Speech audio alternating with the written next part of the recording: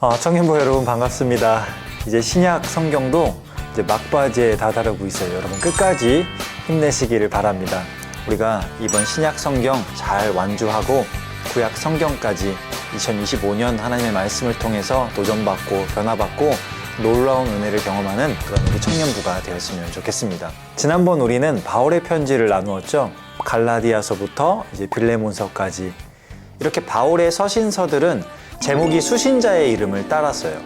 고린도전서, 고린도후서, 수신자가 고린도 교회, 갈라디아서, 갈라디아 교회. 자, 근데 오늘 우리가 이번에 나눌 편지들은 저자의 이름을 따랐습니다. 히브리서만을 제외하고요.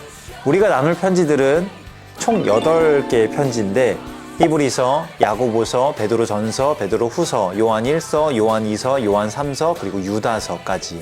이제 신약 성경도 얼마 남지 않았습니다. 이번 성경 읽기 여러분들에게도 큰 힘이 되고 도전이 되고 그리고 의미 있는 시간이 되었으면 좋겠습니다. 히브리서의 배경을 보시면 기독교인을 반대하는 세력들이 점점 커지게 되자 그리스도인들이 다시 유대교로 개종하려는 위기의 상황이 되었습니다. 그로 인해서 내부적인 분위기가 예수 그리스도 한 분만으로 만족이 안 되는, 쉽게 말해서 구원의 핵심적인 키가 바로 예수님이신데 이 예수님 이외에도 이것저것 충족되어야 할 조건들을 붙이기 시작한 거예요.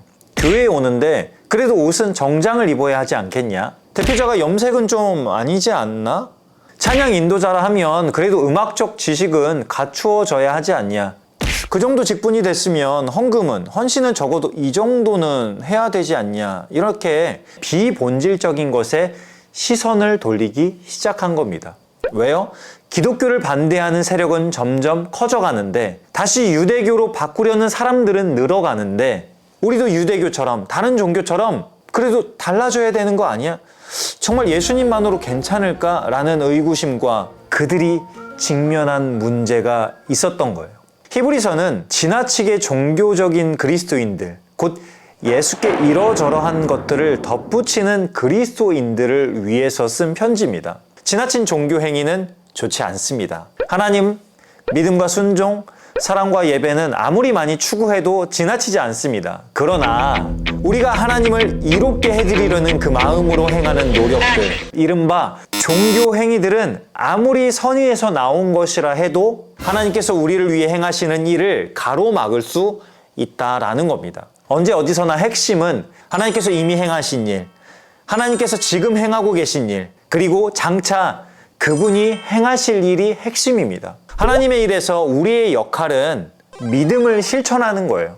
생각해서, 고민해서 이것이 맞다라고 판단하는 것이 아니라 내가 하나님을 어떻게 믿고 있는지를 보여주는 행위를 말하는 거죠. 우리가 그 과정에서 종종 조급하게 자신을 드러내 보이려 하고 보잘것없는 생각으로 뭔가 좀 더 낫게 만들어 보려고 합니다. 우리는 덧붙이고 보완하고 미화합니다. 결국 그 길의 끝은 우리가 되려 주님의 장애물이 되고 만다라는 거예요. 그래서 히브리서 저자는 이렇게 권면합니다. 오직 예수님만 바라보십시오. 그분은 우리가 참여한 이 경주를 시작하고 완주하신 분이십니다. 이미 예수님께서 시작하시고 예수님께서 끝맺으셨다라는 것을 단호하게 말하고 있는 겁니다. 예수님 안에서 하나님께서 행하신 일이 다시 명료하고 또렷하게 드러나는 거죠. 바로 그때가 우리의 믿음을 실천할지 아니면 우리가 교만하여서 주님의 뜻을 가로막을지 드러나는 시간이 된다라는 거예요. 믿음으로 인한 그 선택과 실천이 우리가 가로막는 자가 아닌 그 길을 걷는 자가 될지 분명하게 보여줄 겁니다. 바라기는 우리 청년부가 장애물이 아닌 그 길을 함께 걷는 우리 모든 사람들이 될 수 있기를 간절히 바랍니다. 야고보서. 여러분은 교회를 생각하면 어떤 이미지가 떠오르세요? 일반적으로 교회는 선한 행실로 넘쳐나는 이상적인 공동체가 아닙니다. 오히려 교회는 인간의 나쁜 행실을 공개적으로 드러내놓고 직면해서 처리하는 곳이 바로 교회예요. 야고보서의 저자 야고보, 그는 초대교회의 목회자 가운데 한 사람이었습니다. 야고보가 맡고 있는 공동체 안에서 그릇된 믿음과 잘못된 행실이 그 모습을 드러내자 그것을 진단하고 능숙하게 대처하는 내용을 다루고 있습니다. 야고보서를 한마디로 정리해 볼 때 한 권의 책 제목이 떠오르는데 그 책 제목은 믿음은 행동이 증명한다 라는 책입니다.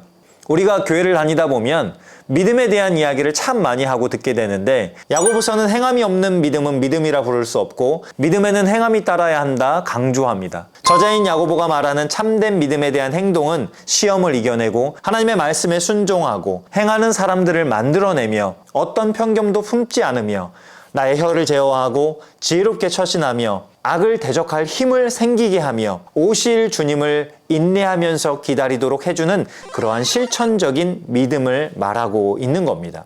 야고보서를 통해서 우리 또한 입으로만 믿음 말하는 것이 아닌 삶으로 그러한 믿음을 살아내는 우리 모두가 되기를 바랍니다. 베드로전서, 베드로후서. 베드로전서와 후서는 핍박 가운데 있었던 그리스도인들을 배경에 두고 있습니다. 베드로가 쓴 이 두 통의 편지, 베드로전서는 외부적인 문제, 핍박의 상황에서 신앙과 삶을 어떻게 지켜낼 것인가에 대해서 다루고 있고, 베드로후서는 내부적인 문제를 다루고 있는데, 내부적인 문제는 나쁜 교리, 거짓된 신앙관을 심어주려는 그런 사람들로부터 성도로서의 삶과 그 믿음을 어떻게 지켜낼 것인가에 대해서 다루고 있는 겁니다.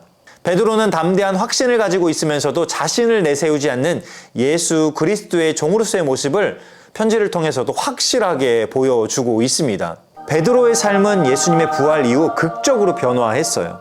우리가 그간 복음서를 통해서 알고 있는 베드로의 모습과는 많이 다른 모습이 이 베드로 전서와 후서에 담겨져 있어요. 그는 초대교회와 사마리아 사람들과 다른 이방인들에게 복음을 전하는데 매우 중요한 역할을 감당했습니다. 전승에 따르면 베드로는 주 68년 네로가 죽기 전에 십자가에 거꾸로 매달린 채 처형당했다고 전해집니다. 끔찍하게 처형당했는데 왜 베드로가 거꾸로 매달린지 혹시 아세요? 주님께서 십자가에 매달려 돌아가셨잖아요.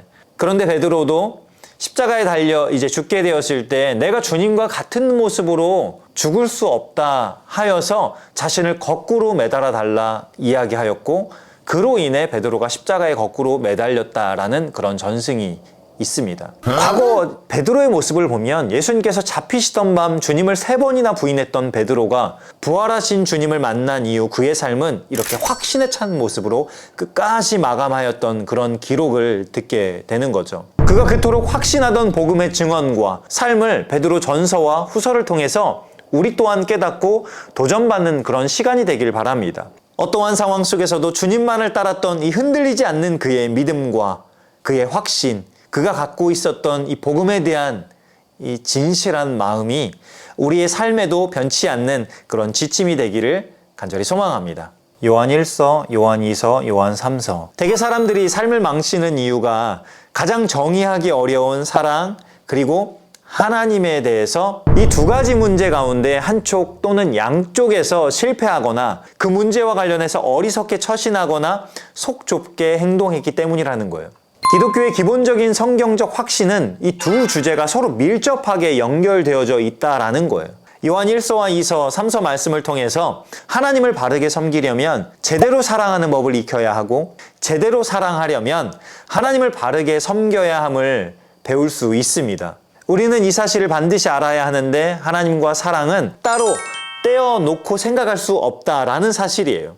요한이 보낸 세 통의 편지는 이 사실을 온전히 바라볼 수 있는 유일한 창, 예수님을 통해서 하나님에 대한 풍성하고 참된 이해를 제공하고 있습니다. 하나님과 사랑은 예수 안에서 빈틈없이 연결되고 뗄래야 뗄 수 없는 그런 관계라는 것을 알게 된다라는 것이죠. 그러나 꼭 이런 사람들이 있죠. 아니야, 꼭 그렇지 않아. 본인이 정의하고 본인이 생각하고 본인이 확신하는 예수께서 계시하신 하나님, 예수께서 계시하신 사랑에 구속받기를 싫어하는 사람들은 꼭 존재하기 마련입니다. 그래서 그들은 자기 방식으로 하나님을 생각하고 자기 방식으로 사랑하려고 해요. 요한은 그러한 사람들 때문에 혼란을 겪고 있는 교회 공동체의 목회자였어요. 우리는 이 요한의 편지를 읽으면서 하나님과 사랑이 하나인 것이 예수 그리스도 안에서 분명하게 드러나고 우리는 그것을 어떻게 경험하게 될지를 보게 될 겁니다. 우리가 정의하는 하나님, 내가 생각하는 사랑에 대한 개념이 아니라 오직 예수 그리스도를 통해 하나님과 사랑이 온전히 보일 수 있다는 사실을 이 세 통의 편지를 통해서